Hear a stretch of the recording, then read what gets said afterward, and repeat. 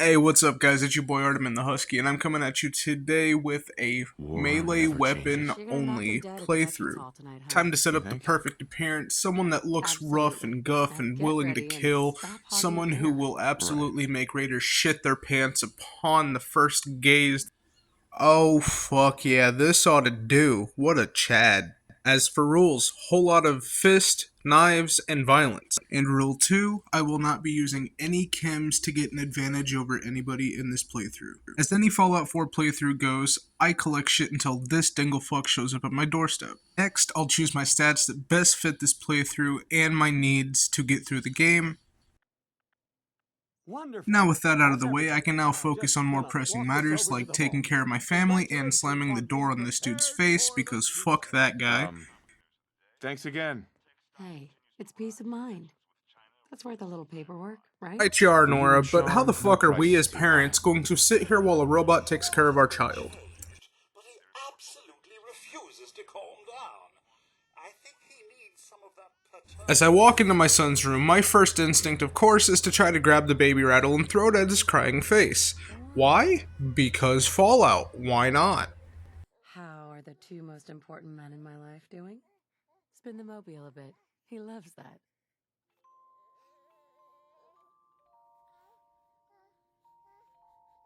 Hey, how's my little guy? Much better now, huh? Listen, after breakfast, I was thinking we could head to the park for a bit. Weather should hold up. Sounds like a beautiful plan for a beautiful day. Nothing can ruin this absolutely gorgeous day. Come and see this! Well, shit. I spoke too soon, is what I would have said if this was my first time playing. I know that shit's about to go down. Yes, followed by flashes, blinding flashes. Sounds of explosions. We're, trying to get confirmation. What? We seem to have lost What did contact he with our say? affiliate stations. Does anybody else smell that? Ah, yes, an umbrella. The queen of anal probing. Why can't I just take this with me to the vault and emerge from the vault a anal probing umbrella wielding asshole? Then again, there's far more pressing matters at stake here. For one, I should get my baby to the vault, especially since I just filled out that fancy paperwork. That's exactly what I do. I run and run and run until I run out of breath before I even hit the bridge. I begin to think to myself, wow, what a piece of shit as I pass this bridge. I continue along the trail to the vault gate. Oh hey look, all my neighbors, all my friends. Nothing bad's gonna happen to them, right? Right? You don't get in. I'm going in. You can't shut me. Okay. We need to get in. We're on the list.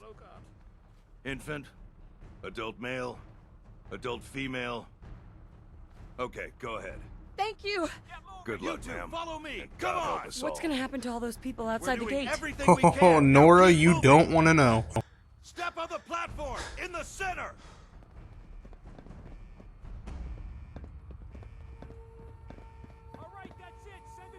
Almost there. As I look We're at my gonna be beautiful okay. baby boy and the fear in I my love wife's you. eyes, I think Both to of you. myself, We love you nothing too. can be more beautiful than this. Oh fuck, that is gorgeous. Hold on. Can't this thing move faster? Oh god, oh god, oh god, oh god! Thank God for the power of video editing, because this was a 2-minute loading screen.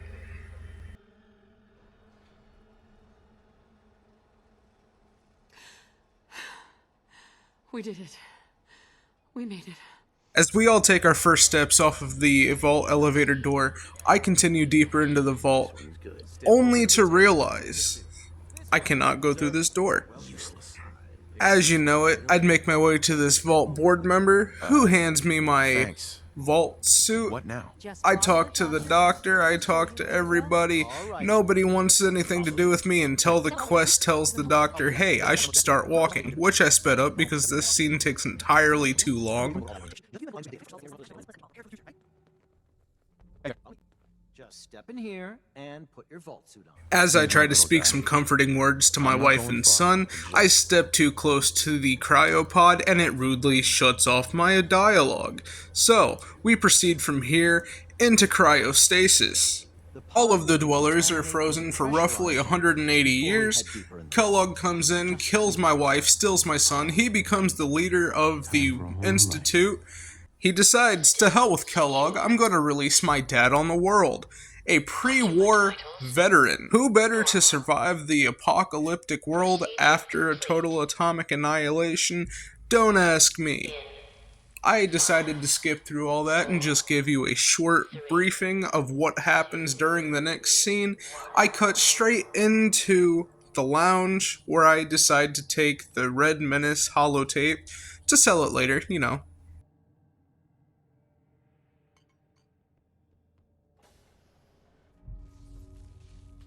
I see my first opponent to plunge into death with my meat hammers. I missed the first hit and nail the second one.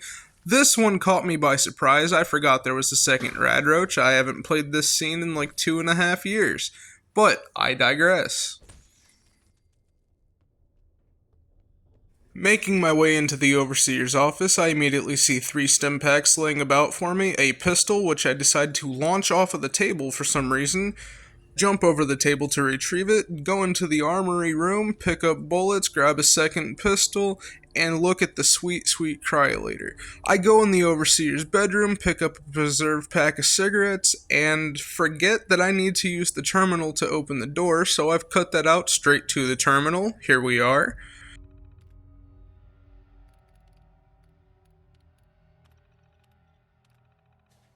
Now with this door open, my infinite knowledge of Fallout tells me I am only 2 steps away from being in the outside world, the wasteland.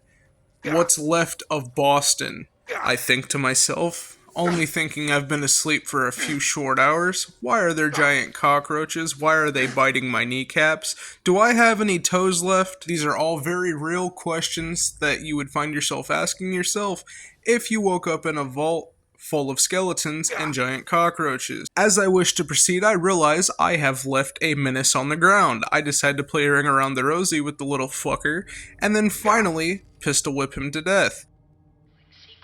It's here that I pick up the Pip-Boy in order to open the vault door. But first, there's like a 30-second load screen for the Pip-Boy. A turn-on animation, if you will. I don't like calling it that because it sounds super sexual, but you do you. You play how you play.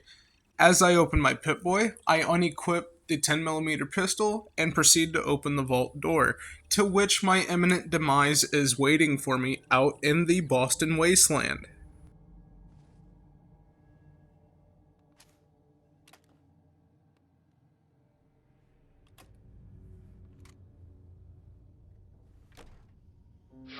After the vault door is open, I elect to go back home to Sanctuary Hills, where I find a rude awakening from Codsworth. As I live and breathe. Oh, it's really you. Oh my god. This can't be happening. This isn't happening. Oh, but it's happening. And I've decided to speed up the dialogue. We all know that it's our least favorite part of every Fallout game. I love being able to choose what path I go down by choices of dialogue, but it just takes so goddamn long, and when you've done it 1,000 times, it's the last thing you want to hear. That means you're 2 centuries late for dinner. I decide to rudely interrupt Codsworth as he's laughing, refuse to ask if he's okay, accept his food offer. I am hungry after 200 years of being frozen. You know, the food in my belly is more than likely just thawing out. But you know what? Oh well. I decided to claim the settlement of Sanctuary Hills, make it my own, do whatever the fuck I do with it. I don't even know if I'm gonna touch it this playthrough. This is where, for the first time, I notice a lantern. Fuck the railroad, I have extremely bad memories. I suddenly remember that Codsworth has offered me food, so I head back home in order to receive my sugar bombs. He promised me dinner and gave me cereal. What a champ. I pick up the Grognak the Barbarian comic to sell it later and decide to ignore everything that this dipshit robot has to say. Decide to finish out the dialogue just because I want to get everything in the quest, where I can just head to Concord and finish out the quest after I kill the first round of raiders. The Mrs. and young Sean, they're my family too. Getting into Concord, I kill a couple raiders, find a pool cue. Who needs a queen of anal penetration when you have a king? None other than the pool cue. And as you can tell by the bloody stains on the pool cue, it is no stranger to anal penetration. This is when I hear Preston's plea for help, and as I need a reminder of where Diamond City is located in the map, I need to talk to Mama Murphy anyways. Side note, this is also where I discovered that I have stick drift in my controller that I am currently using. It's the only controller that I have. Getting inside the Museum of Freedom was relatively easy, and wiping out these raiders was just as easy as getting inside. In doing so, I decided to nab a fusion core where I have the ability to just bypass the dialogue entirely and grab the suit of power armor. But I had a change of heart mid-run and decided to listen to what Preston had to say. Maybe he had something different to offer after this new update. Who knew? Spoiler alert, he did not.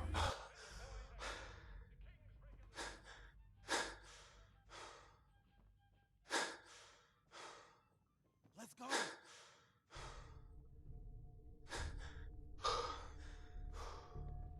I again decided to speed up the dialogue. This could be something that's changed in later videos. If you would like to see me sit through all the dialogue, go ahead and drop that in the comments, but really it's up to y'all. As the dialogue ends, it becomes increasingly obvious what I need to do. Get on the roof, grab the power armor, rip the minigun off, and destroy the raiders. But there's one problem. I can't grab the minigun because I'm doing a melee-only run. I end up grabbing the minigun. I don't use it. I grab it to sell it later on. Hopefully later on in this playthrough I can find Trash Can Carla and get General Tso's revenge, but until then, I might just be stuck with the pool cue. As I take my first steps into power armor in over 200 years, I climb the vertibird. I grab the minigun. I unequip said minigun and go back to my pool cue. Now these raiders are really in for it with the strength increase from the power armor. Hopefully I don't crush any of them with my fat ass when I decide to jump off the building. Perfect, I don't hurt a single soul. Sad as that is, it's not as sad as realizing after you've climbed on the roof you have no access to the raiders that are on the roof. You have to wait for them to come down. As I show these raiders my American shiny metal ass, I decide to whack them with a pool cue, miss this hit, hit that hit, only do about 51% damage to Gristle, hit him again, perfect, still a stim pack, only to realize I'm being shot at. I look up and see my arch nemesis, not the raiders, Red Truck. I can't tell you how many times I've been blown up by that goddamn thing. We've all seen this scene 1,000 times. The combat continues for a little bit. I get a little too close to a storm drain, and a Deathclaw emerges.